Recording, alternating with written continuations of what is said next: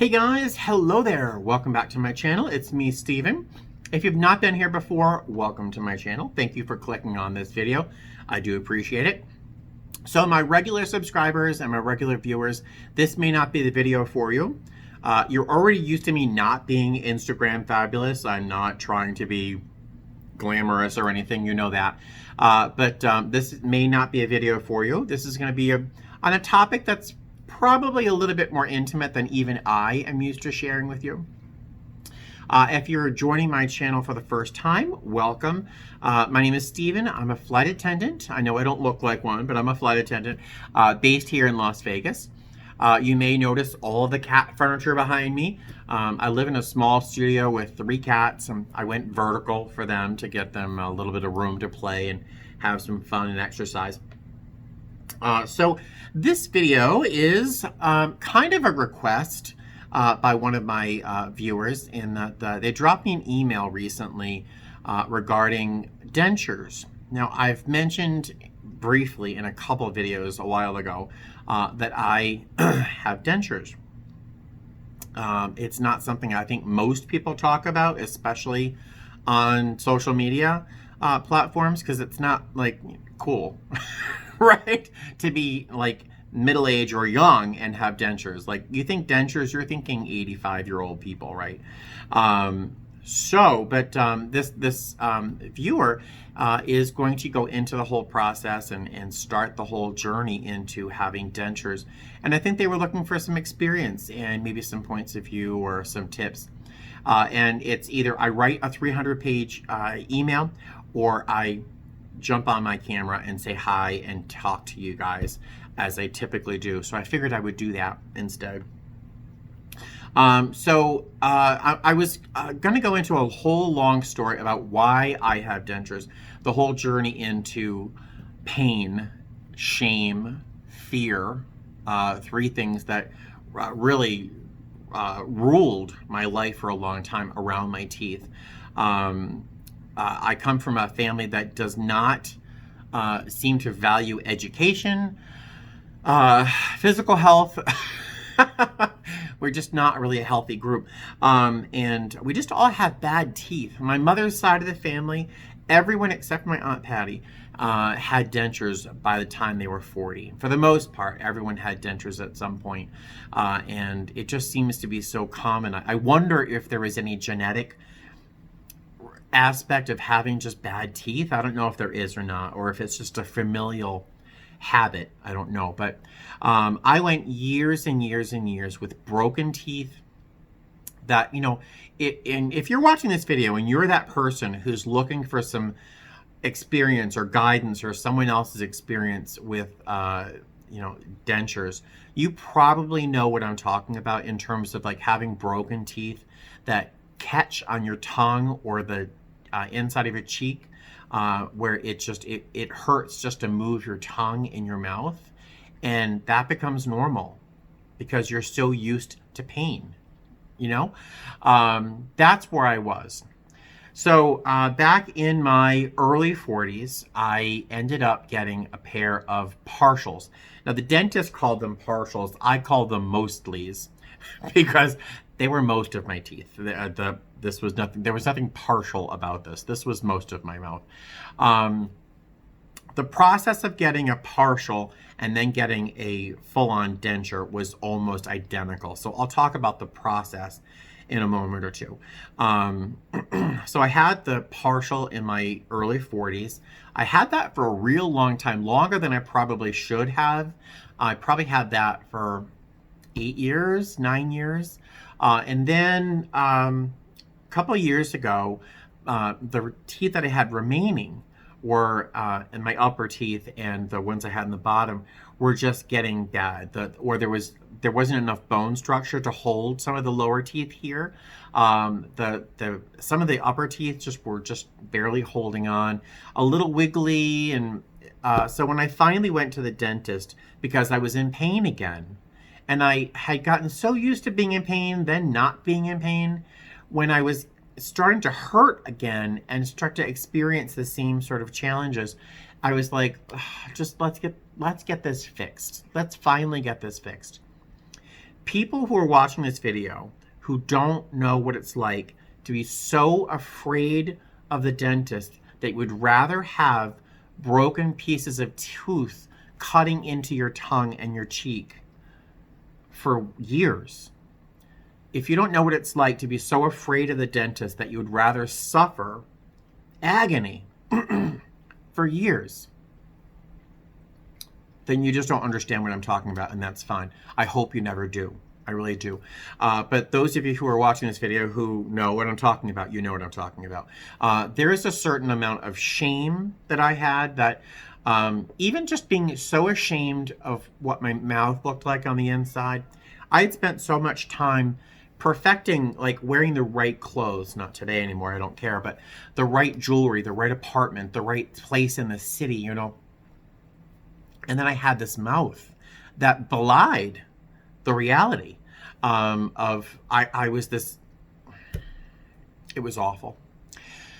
So when I was back in pain once again, I decided that it was time to see a dentist. And this dentist said, with the condition of the teeth that I have left on the top, that he suggested they all go.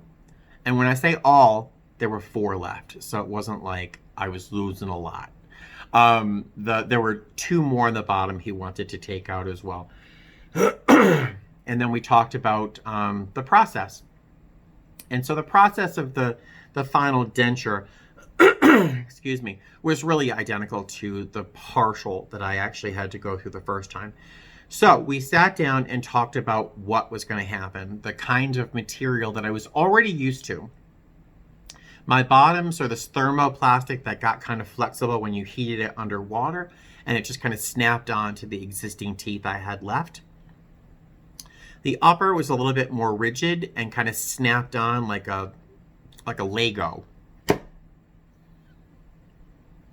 That's exactly what it was like. It was like my upper teeth were like a Lego piece that snapped onto the rest of my mouth.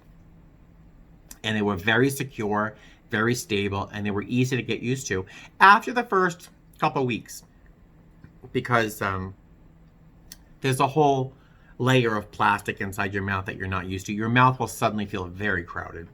Excuse me. Hold on one moment. Sorry, I had to get an acid. For some reason, I have some heartburn.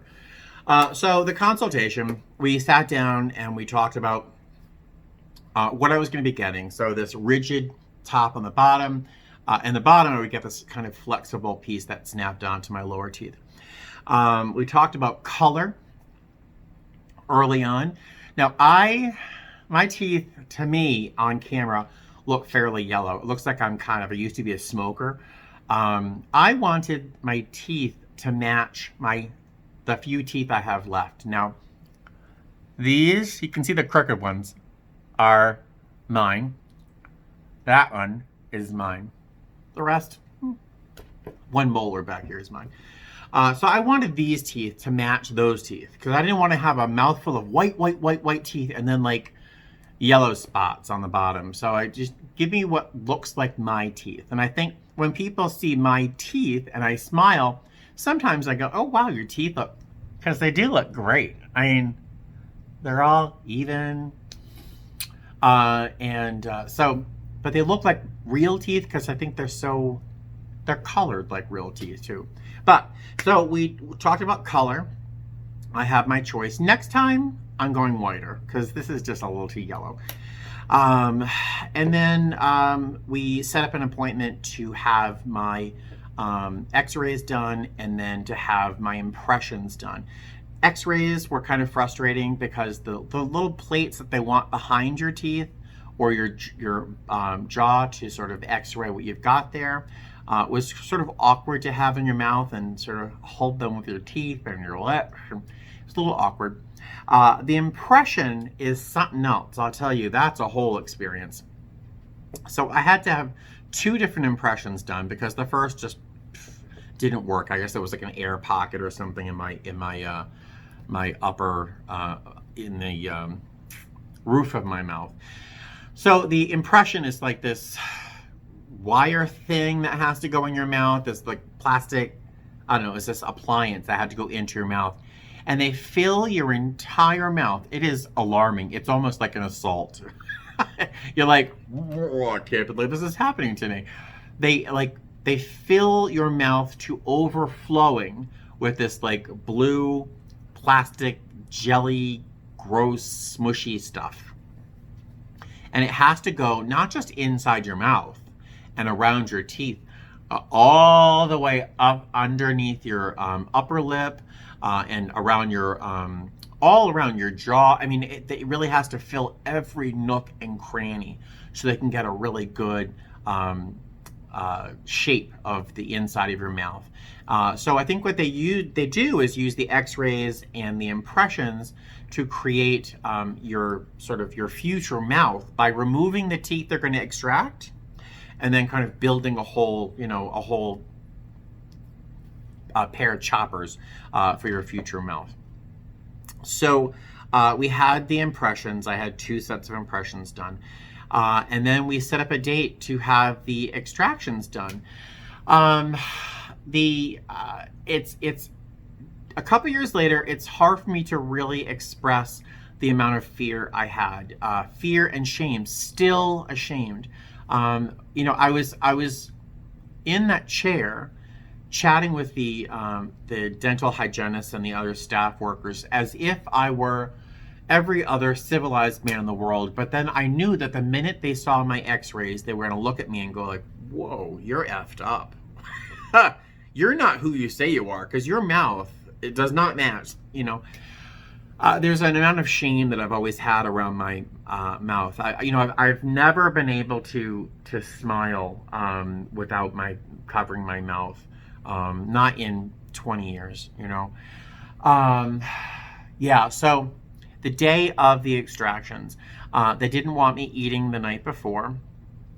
I had wanted to be sedated.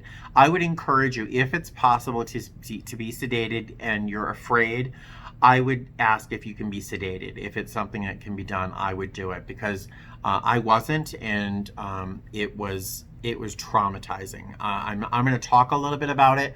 I don't want to stress because I don't want it to make you afraid and stop you from going through with it, because you really have to. But if I could have been sedated, I would have been sedated.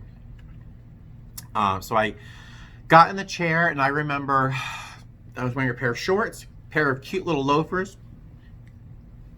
I crossed my legs at my ankle. I was holding on to my body with my arms crossed like this. I was literally holding my body together. I was so afraid. And at some point, I kind of think I left my body. I felt like I was not even in my own head when this was happening, because I was so afraid. In my head, I was thinking, this must be what it's like about to give birth to a baby, to the realization what's about to really happen to your body, I was so afraid and so anxious. I kind of think I left my body a little bit. Of course, they gave me all the Novocaine. I asked for extra.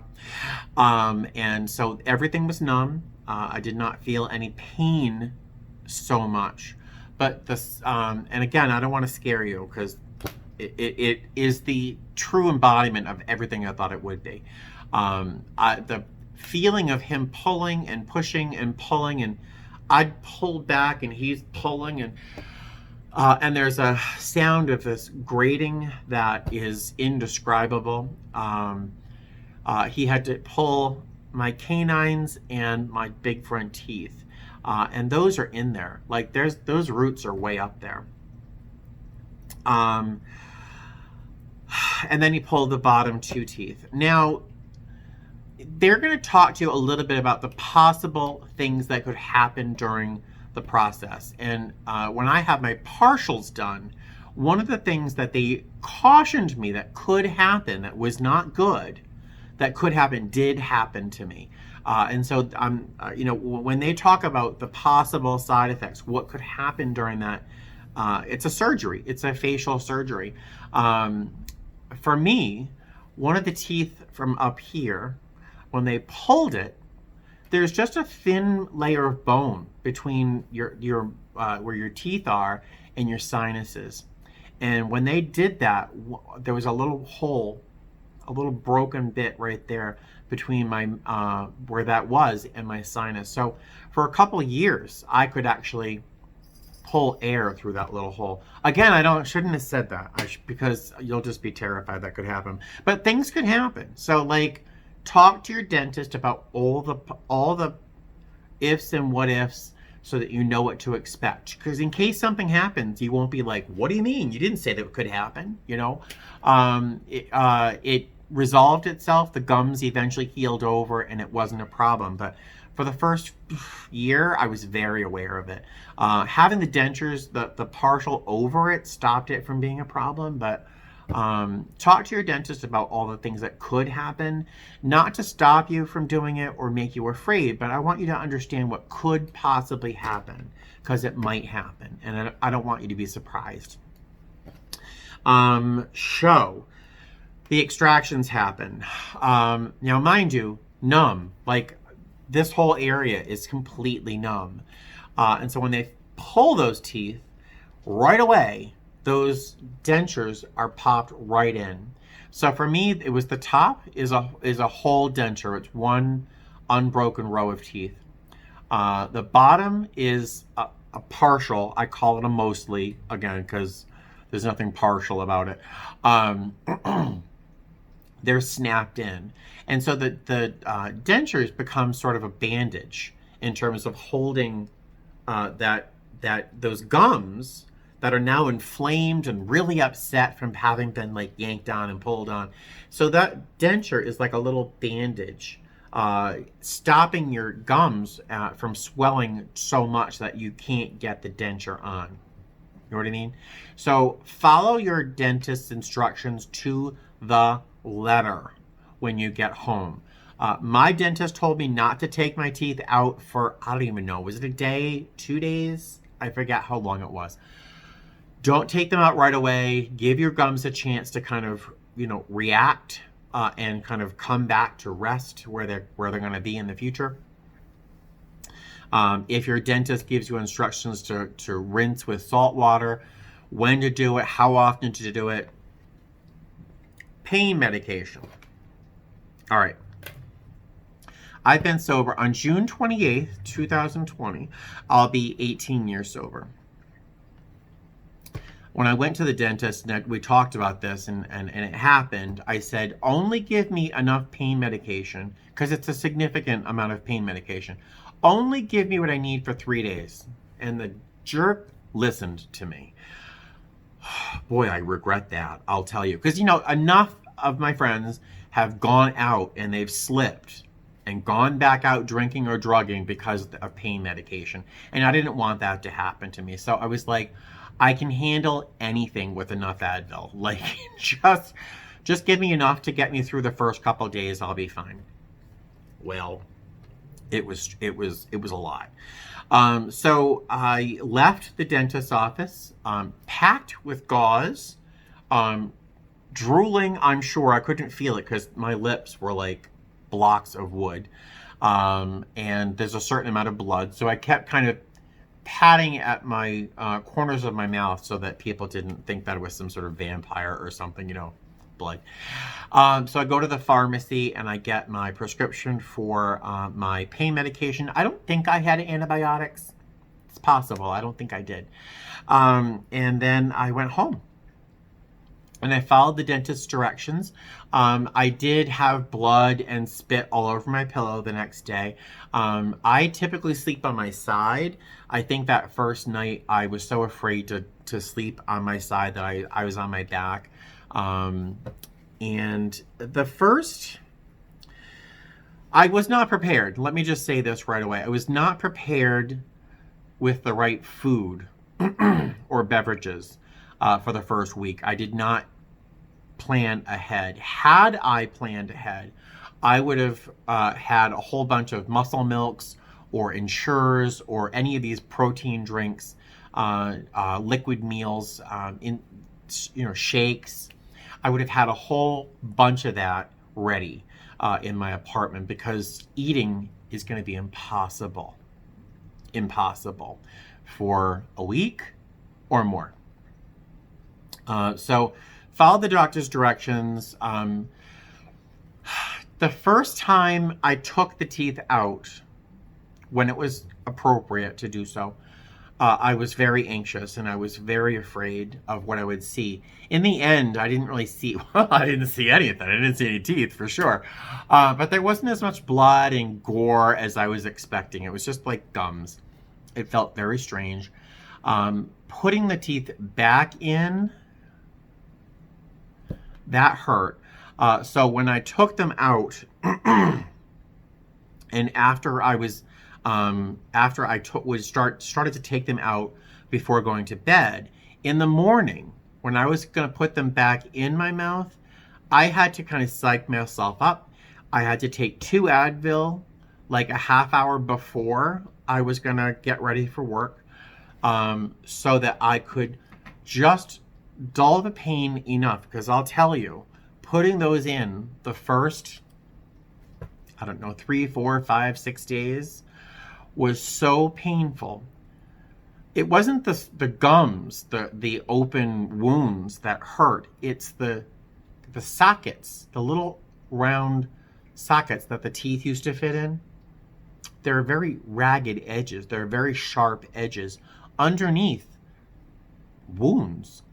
And so the first time you're pressing those teeth in on what feels like knives, not to scare you, not to dissuade you. Honey, I'm so sorry. My cat buddy is so bored. It was very painful. So I had to psych myself up. I had to like gird my loins. I had to have a couple of Advil in me before I even attempted it.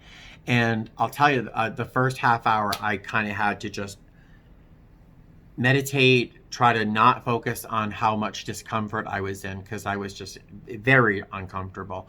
Again, if I had the opportunity to go back, I would have taken the full range of whatever pain meds they gave me, and I would have taken them religiously, responsibly, because I am in recovery. But I'd say I was afraid to eat or drink for a couple of days. And then I had some ice cream. I ate a lot of ice cream. Ice cream, and I had a big container of muscle milk, so I started making shakes and stuff. After about a week of that, I tried to eat, and that was incredibly painful, particularly for the front, because that's where those sockets were really sharp. My molars back here, I've been used to not having those for a long time. So I was able to eat and chew back here a little bit more easily. But if I had to meet my front teeth, it was so uncomfortable. I took a week off of work in order to give myself time to kind of acclimate to learning how to talk again, feeling confident enough to open my mouth and not wince every time I opened my mouth, or second guessed every word I said. And in that week, I sang a lot. I had a Adele album and a Sarah Bareilles album, and that I just kept singing them over and over again, to learn how, again, to get used to speaking with my normal speaking voice. I hear a very, very different voice with this than I did without it. I hear a very distinctly different voice. I wonder if you can. If you're up to it, go back to one of my oldest videos when I first started talking and see if you can hear a difference between my speaking voice now and my speaking voice then. That would be very curious if you can hear it, because I can hear it. Whatever. Yeah, so I'd say 2 weeks in, I was starting to eat things like pasta. I think the first solid food I ate was orzo pasta in tomato soup. That's not really solid food, but that's the first like real solid food I was eating. And I started eating pasta and just sort of slowly started to add stuff into my diet that I was able to eat. It took me probably 2 or 3 months before I was able to eat like steak or pork chops or something where I really had to chew. And I don't know when it was. I don't know at what point it happened, but this just became normal and it didn't hurt anymore and I was fine. I don't know at what point it was that happened, but my teeth fit really well right away. Now, I'm going to tell you I did something, and I shouldn't tell you this. And don't tell my dentist. Don't do this yourself. I was an artist. I am an artist. So I have a good hand-eye coordination. I understand texture, depth, sculpture. The only thing I didn't like about my dentures is the very end, the back, and the roof of my mouth. It extended well past my hard palate across into my soft palate, which made me kind of gag a little bit. No jokes. It did make me gag a little bit, and I was like, oh. I took a Dremel tool. Don't do it. Don't. I did it. I took a Dremel tool, and I took down the edge of that to make it more natural to my mouth. Your dentist will do that. Don't do it. I did it. Don't do it. I don't want to hear that you did it and it was a mistake and you're blaming me. Don't do it. So yeah, I did that. But gee, I'm trying to think of what else I should tell you. Let me gather my thoughts for a moment and see if there's anything else that's like vital that you should know inside. Yes. All right. So definitely something that something that I had to go through. I don't know if it was necessary that I had to go through this. If I liked my dentist, I really didn't like my dentist a lot. If I liked my dentist, maybe I would have gone back and had them take care of this. But if you use the tip of your tongue and go underneath your upper lip, feel that little tab, that piece of connective tissue that holds like right here to your upper gums. That little flap there, that little bit of flesh. Well, in the dentures, right here, right above the center line of my middle teeth, there's a little cutout. And that cutout is supposed to accommodate that little bit of connective tissue. So in theory, it's supposed to accommodate that and, and fit your mouth right that way. Well, my little cutout was not really great. And it wasn't maybe roomy enough. I don't know. But over the course of the first 6 months, that little bit of tissue there, that little bit of connective tissue was abraded and cut at. And I'll tell you, it was very uncomfortable for the first, I'd say it were the first couple of months. I was very aware of it. So if you start noticing that is hurting right here, go right back to your dentist and say, hey, could you look at how this is affecting my, well, that doesn't look good. I hope that's not my thumbnail for this video. So that was one thing that I guess I have not heard anyone else talk about on YouTube about, is that little bit of connective tissue underneath your upper lip. That was kind of cut with the edge of my dentures was like a little knife, and it cut that. So it's not really connected anymore. It doesn't hurt anymore, but it was really uncomfortable. And I could have gone to the dentist well before it got to this point, but all right, so I think I've shared a lot.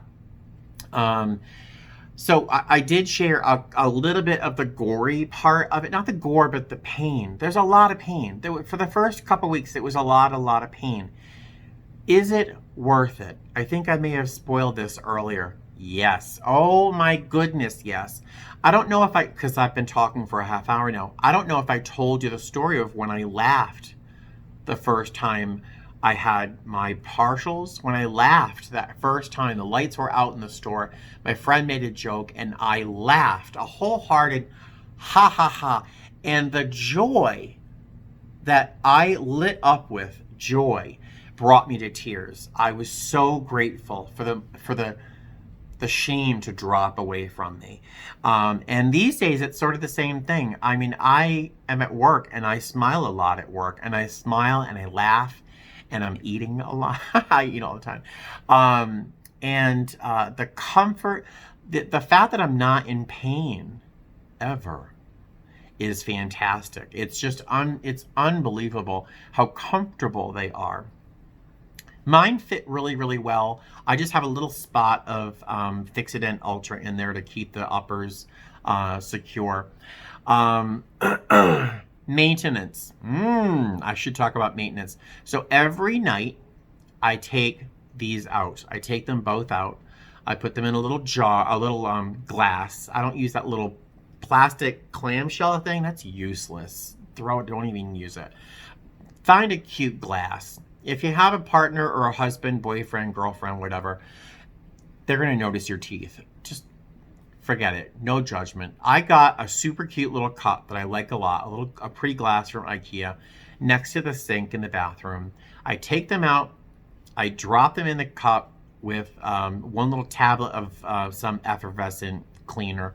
I brush my teeth thoroughly. I floss. I get my little mouthwash. I go to bed. In the morning, I brush my teeth, do the whole thing over again, and I take the teeth out of the little rinse. I'll brush them a little bit just to make sure that they're clean and there's none of that Fixodent stuff left in there. The bottoms, I heat up under hot water. I pop them in. No movement. The uppers, I will use tissue and dry out the inside around the gums. And I'll put a little thin thread of the Fixodent Ultra, a little dab on the inside of the roof of my mouth. Pop them in there, give them a little wiggle. Take a few minutes. Don't start eating, don't start drinking hot coffee right away, because that somehow will loosen up a little bit. Give it a few minutes, then eat, drink, whatever you want. I can eat an apple. I can bite into an apple or a nectarine. I can bite into a piece of fruit. The first time I took a bite out of an apple, I was afraid my teeth would just like flop out. And the joy to eat a nectarine, a juicy, ripe nectarine in your hand, just take a big bite of it. The joy was just indescribable. And it's like the first time you've ever eaten a fruit. It's amazing. So the maintenance is super, super easy. I've had these for probably 2 years. I'll have them for a couple more years. I eventually want to get a new pair just to have them whiter. I'll keep these just as a backup. Who knows? Or maybe I'll... I had this crazy idea that I would like file them down and make them into weird shapes for Halloween or something. I don't know, something crazy. But this video has already gone on for 33 minutes now. I think I've shared a lot of my experience with them. In the end, the final thought I'd have is that if you're facing this journey of getting dentures for the first time and you're afraid and you're ashamed and you're anxious and you're just terrified, that was me.